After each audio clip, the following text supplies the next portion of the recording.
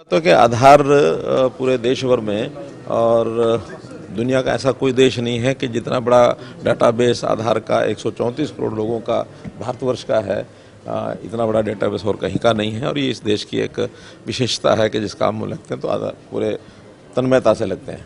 आधार इसलिए कि व्यक्ति की राष्ट्रीय पहचान, उसकी स्थानीय पहचान, उसकी व्यक्तिगत पहचान ये सब बने, ताकि जो व्यक्ति को स्कीम्स का लाभ है या उसकी पहचान के नाते से जो उसको उपयोग होता है वो सुनिश्चित किया जा सके। इसके बहुत बड़े लाभ हुए हैं, खास करके स्कीमों में जो घोस्ट बेनिफिशरीज होते हैं उनको निकालने के लिए बहुत बड़ा एक टूल है। मैं इसमें इतनी बात जोड़ना चाहूँगा कि हरियाणा में इससे भी आगे बढ़ कर के हमने परिवार की पहचान उसको भी जोड़ा है। ये सारी पहचान तो आधार की है ही है, लेकिन परिवार के नाते से एक परिवार की भी पहचान हो तो परिवार पहचान पत्र जो हमने बनाया है उससे भी और अतिरिक्त लाभ हुए हैं। एक परिवार की कुल स्थिति जानने के बाद उस परिवार को किस चीज़ की आवश्यकता है, परिवार का इनकम लेवल क्या है, उस परिवार को स्कीमों का लाभ हम कैसे दे सकते हैं, ये सारा हमने किया है। और इसकी सराहना भी यूआईडी के लोग भी कर रहे हैं। देश में बाकी भी प्रांत इसको फॉलो करने के लिए वहाँ उनको कहा गया है कि हरियाणा के पहचान पत्र का अध्ययन करें और इस अनुसार आगे बढ़ें। तो एक बहुत बड़ा एक प्रोजेक्ट हमारा ये इसी के माध्यम इनके यूआईडी के माध्यम से आगे जब बढ़ेगा तो इसका उपयोग बाकी लोगों को भी होगा। सर, ये जो आधार का जैसे प्राधिकरण बना है, हमारे यूआईडी प्राधिकरण के सीईओ हैं श्री सौरभ गर्ग जी, और यहाँ भी हमने जो क्रिड डिपार्टमेंट बनाया है, सिटीजन रिसोर्स इंफॉर्मेशन डाटा करके वो जो डिपार्टमेंट है वो ये सारे काम करता है कि इसकी उपयोगिता और कैसे कैसे हो सकती है। तो हर जगह अलग अलग व्यवस्था है, तो हमारे क्रेडिट की व्यवस्था बनी है, वो अलग से डिपार्टमेंट केवल इसीलिए बनाया है कि परिवार पहचान पत्र उसके माध्यम से हम आगे क्या क्या लोगों को योजनाएं सेवाएं दे सकते हैं उसका लाभ उनको मिले, ये काम है। इससे अलग सवाल है, 2012-13 के जो जेबीटी है उनको एक राहत सरकार की तरफ से दी गई है और आपने खुद कहा था कि सरकार सुप्रीम कोर्ट में उनकी मजबूती से हमने रखा है।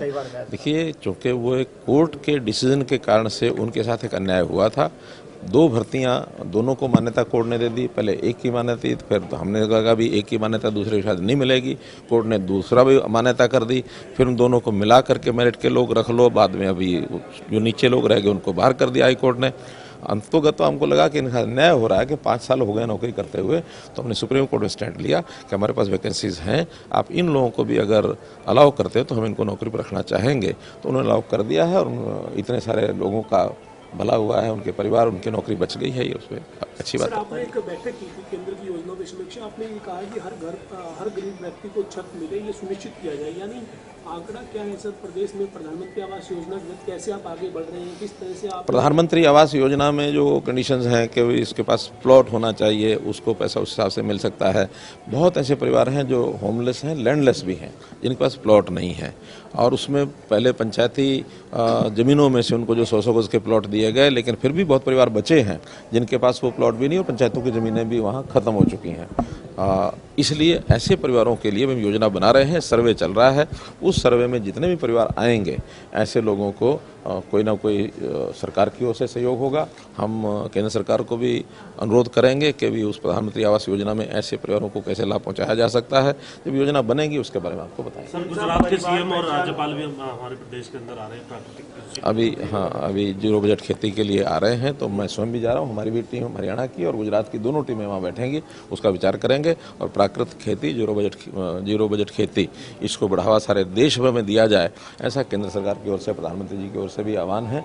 हम उसमें हरियाणा में आगे बढ़ रहे हैं। उसके लिए हमने जो इस खेती को शुरू करेगा और एक गाय के पालन के लिए या उसकी खरीदने के लिए 25,000 रुपये का अनुदान भी हमने घोषित किया कि गाय के लिए 25,000 रुपये देंगे, 4 ड्रम देंगे और जो आवश्यकताएं हैं वो भी किसानों को पूर्ति करें।